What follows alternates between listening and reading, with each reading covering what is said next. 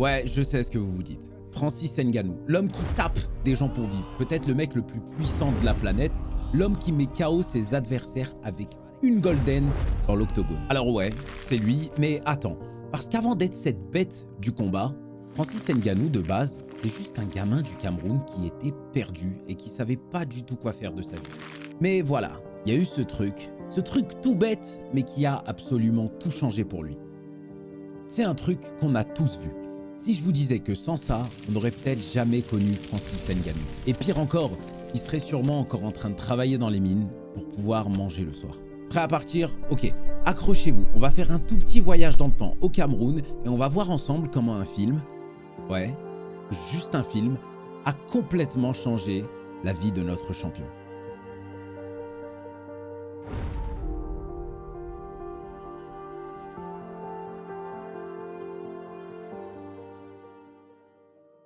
Alors, avant de parler du film, je vais mettre un tout petit peu de contexte. Bathie, Cameroun, 5 septembre 1986, là où tout a commencé pour Francis. Un coin de terre perdu entre montagnes et forêts, mais un endroit avec une atmosphère unique.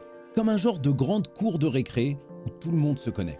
Et ce gamin, Francis, maintenant vous avez l'habitude avec moi, mais il avait quelque chose en plus. Et non, ce qu'il avait en plus, c'est pas qu'il était plus grand ou plus fort, pas du tout. Ça arrive bien plus tard. Ce qu'il avait en plus, c'était sa curiosité. Il rêvait déjà, pas forcément de ceinture ou de chaos, hein, pas du tout. Il rêvait juste de s'échapper, de voir ce qui se cache derrière ces montagnes et ces forêts, de voir au-delà de ce qu'il voit. Et je crois que j'oublie un truc, ouais, Mamie Ngannou, elle a joué un rôle. Alors, assez tôt, les parents d'Ngannou divorcent, sa mère, ses 3 frères, sa sœur et lui n'ont plus d'appartement, donc en font plusieurs. Ils sont dans une pauvreté immense. Il arrive même à sa mère de tomber malade et de ne même pas pouvoir se soigner. Et le chemin les guide chez Mamie Ngannou.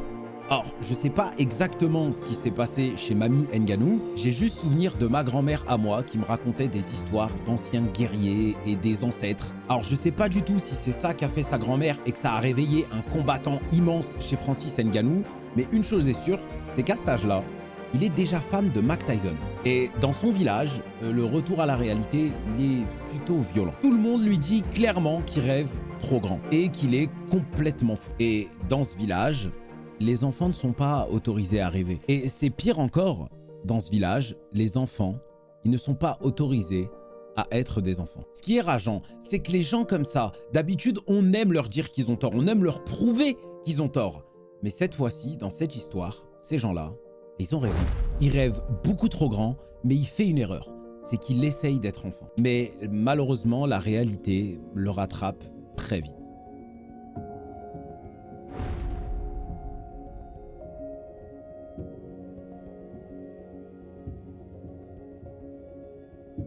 À Bathie, à cette époque, il n'y a pas de système d'éducation gratuite. Donc pour aller à l'école, pour pouvoir payer ses livres, c'est très simple, Francis Ngannou, il bosse. À ce moment-là, il a 12 ans et à 12 ans, il travaille dans l'extraction de sable. C'est un travail super dangereux, extrêmement physique. Tu passes des heures à pelleter du sable pour le mettre dans des camions, des fois les pieds dans l'eau jusqu'au tibia, des fois au fond d'une carrière où des gros morceaux de terre se détachent des falaises et peuvent même tomber sur les ouvriers. Et tout ça, et pour pouvoir aller à l'école. Et parfois, pour avoir juste assez de quoi s'acheter à manger le soir. Alors, c'est énervant de le dire, ça me fout en rogne, je suis Zaref, mais c'est vrai, à Bathie, tu n'as pas le droit d'être enfant.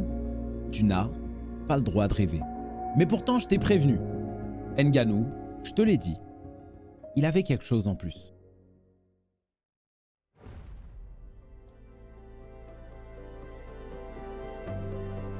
Vous vous rappelez tout à l'heure quand j'ai parlé de ses parents divorcés, sa mère, elle a assuré.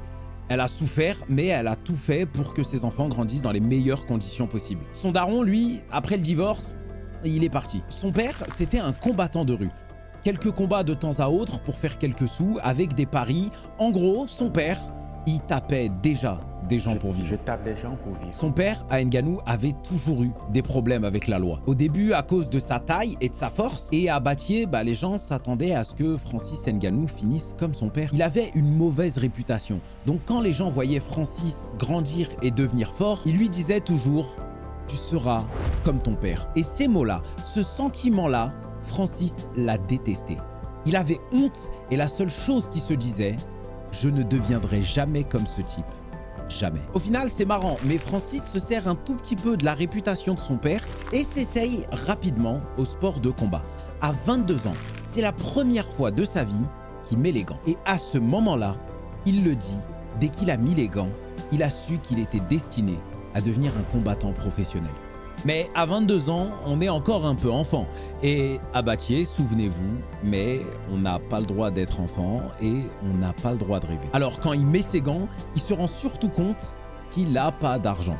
Ce qui veut dire qu'il n'a aucune opportunité. Et il ne sait pas du tout par où commencer pour trouver un chemin de sortie. Il ne sait pas du tout quoi faire. Il ne sait pas s'il doit continuer, s'il doit abandonner. Il ne sait pas s'il doit continuer de travailler ou continuer de rêver. Il ne sait pas par où commencer.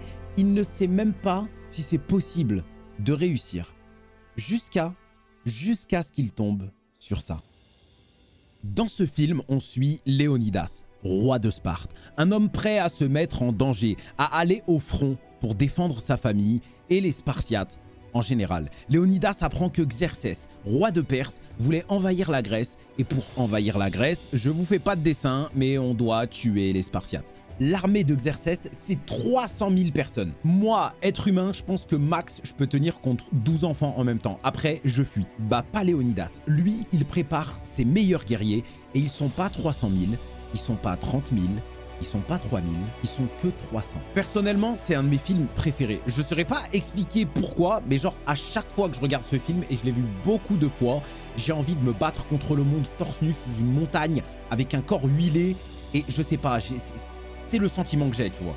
Ce film, il me donne juste envie de tout réussir. Le rapport avec Francis Ngannou, bah, c'est que ce film, c'était comme une expérience spirituelle pour lui. Rien ne sera jamais pareil pour moi après ça.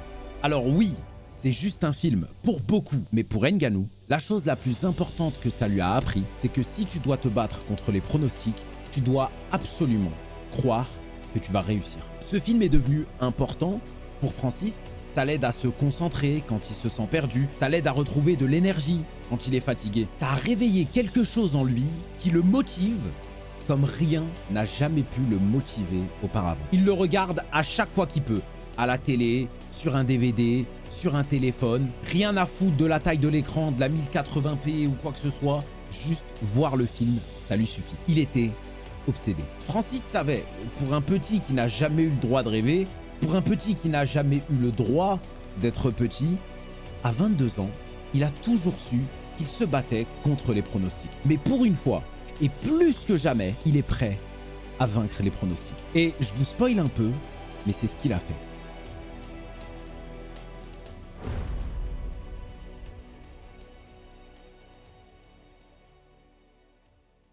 Alors, il a commencé à s'entraîner aussi souvent qu'il le pouvait, parce qu'il faut pas oublier, mais à ce moment-là, il a beau avoir des rêves, il a pas un dans sa poche. Alors pour essayer de se nourrir le soir, bah il faut travailler, tout seul, avec des voisins ou peu importe.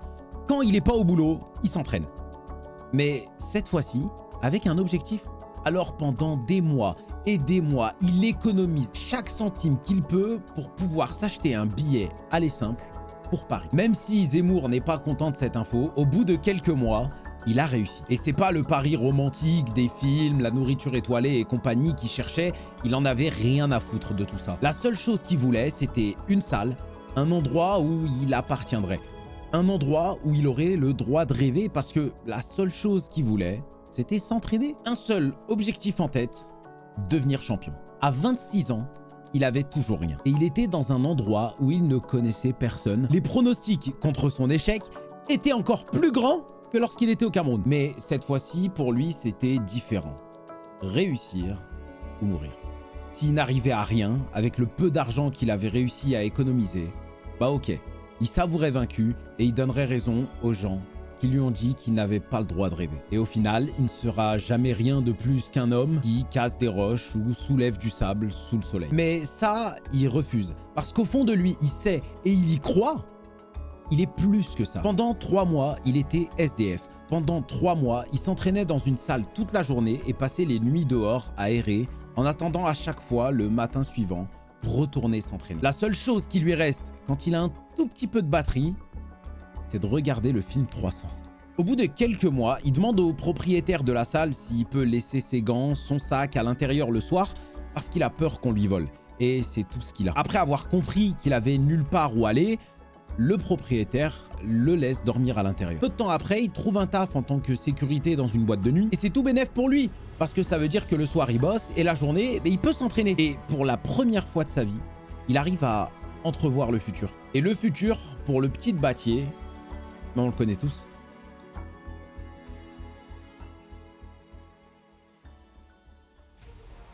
Novembre 2013, premier combat sur la scène indépendante du MMA. Ngannou participe à un tournoi de pancrace. Pour ceux qui ne savent pas, sans rentrer dans les détails et en grossissant les traits, dites-vous que le MMA à cette époque n'était pas autorisé en France, mais il y avait quelques disciplines qui s'y rapprochaient plus ou moins, comme le pancrace, et ces disciplines-là étaient autorisées. Bref, novembre 2013, donc premier combat de Ngannou, victoire, soumission, premier round. 2 semaines plus tard, la finale, et tout était écrit pour ce mec, mais la marche est encore un peu trop haute pour lui. Il perd en finale contre Zoumana Cissé à la décision. Après ça, on se relève et on y retourne. 2 victoires dans l'organisation 100% fight. Puis 2 autres victoires en Suisse et au Bahreïn. Bref, les stats actuelles, 5 victoires, 1 défaite. Et le petit problème, c'est que cette machine de guerre qui est Francis Ngannou, elle commence à faire peur aux gens. Et très vite, plus personne ne veut le combattre. Beaucoup de gens refusent les combats. Alors maintenant, j'ai une question pour vous. À quel âge on devient adulte? Genre, si on devait donner un chiffre, est-ce que genre 30 ans, ça vous va? Pour mon histoire, ça m'arrange. Pourquoi je vous demande ça? Parce que le petit Battier, qui n'a jamais eu le droit de rêver, fête ses 29 ans. Et le jour où il les fête, il reçoit un appel. Le manager de Francis au téléphone lui demande quel cadeau pourrait lui faire le plus plaisir au monde. Ngannou, au début, il pense que son manager va lui offrir un ordinateur. Et il est content, il pourra regarder 300 en 1080p. Mais non, c'est un tout petit peu mieux que ça. Ngannou, tu viens d'avoir ton premier contrat à l'UFC. Ton premier combat sera dans 4 mois aux États-Unis. Je vous remets un contexte pour ceux qui ne s'y connaissent pas. Dans le monde du combat, il y a plein de disciplines. Exemple, la boxe anglaise où on se bat qu'avec les poings, le taekwondo qu'avec les pieds, et la lutte où il n'y a pas de coups, le jiu-jitsu où on fait des soumissions. Et il y en a une qui les combine toutes, c'est le MMA, Mixed Martial Arts. J'ai un accent, c'est légendaire cet accent. Maintenant, ça, c'est la discipline et le combat, ça se passe dans des organisations. Et selon l'organisation, on gagne plus ou moins d'argent et les combattants à l'intérieur sont plus ou moins forts. Et particulièrement à l'époque, même si ça tend un peu à s'effacer. Et l'UFC, mais comme par hasard, c'est pas une petite organisation. Non, l'UFC, c'est la plus grande organisation au monde. À cette époque, et aujourd'hui encore. Donc je pense qu'on peut maintenant le dire, mais le petit Battier a eu raison de rêver juste avant d'être adulte, juste avant d'avoir 30 ans. Son rêve se réalise. Mais il y a encore un problème. L'UFC, c'est la plus grande organisation du monde. Et quand tu signes là-bas, ça veut pas dire que t'es bien. Au contraire, si tu te fais arracher, t'es finito, au revoir, fin de vie, tu disparais. Il reste encore quelques marches à franchir pour Francis. Son premier combat à l'UFC. Est-ce qu'il va réussir à gagner? Est-ce qu'il est prêt réellement pour la plus grande marche de sa vie? Alors oui, il gagne par KO au 2e round, puis il gagne encore, et encore, et encore, et encore. Ses débuts à l'UFC, c'est 6 victoires, 5 KO et 1 soumission. Donc il continue de se montrer, il continue de monter, même s'il y a 2 défaites en plus qui arrivent dans sa carrière, face notamment à un certain Stipe Miocic, pour la ceinture de champion. Mais tu peux faire ce que tu veux. Francis, il s'est battu contre la vie, contre son village, contre les pronostics, contre ses rêves, contre la rue. Alors, c'est pas la première fois que quelqu'un essaie de lui dire d'arrêter de rêver. Et est-ce que ça l'a déjà arrêté? Non. Donc il retourne au charbon. Et 4 KO plus tard, il est de retour face à Stipe Miocic. Comment vous dire? Ouais, voilà, il l'a éteint. Et aujourd'hui, je peux le dire, mais il a réussi. Et à l'heure où la vidéo sortira, il aura fait le plus grand combat de sa vie contre Tyson Fury et il touchera plus de 5 ou 8 millions pour ce combat. Léonidas, roi de Sparte, réussit à tenir tête avec 300 personnes face à Xerxès, une armée de 300 000. Francis Ngannou, enfant de Battier, seul face à la vie, seul face à ses rêves, il a réussi. Ok, je t'ai parlé du gamin de Battier, de ses rêves brisés, du fait que sa vie était censée être foutue et ça dès le départ. Est-ce que toi, t'aurais cru qu'un simple film, 300, aurait pu tout changer pour lui? Sous-estimez pas le pouvoir de notre cerveau sur ce qu'on consomme. Ça va pour les bonnes choses et aussi pour les mauvaises, donc faites attention en vrai sur les réseaux sociaux. Maintenant, il y aura toujours des gens pour empêcher les autres de rêver. Et le problème, c'est que parfois, des rêves, on en a, mais il nous manque ce tout petit truc qui va tout débloquer. Pour que tu puisses comprendre à quel point, j'ai un autre exemple. Dans cette vidéo-là, je te parle d'un mec que tu connais, Lewandowski. Et ce mec-là, il était gaze. Mais un simple truc qui a aucun rapport avec le football a tout changé pour lui. Donc si tu veux voir comment il est passé de merguez à légende du football, la vidéo est juste là. Et n'hésite pas à t'abonner, mon ref.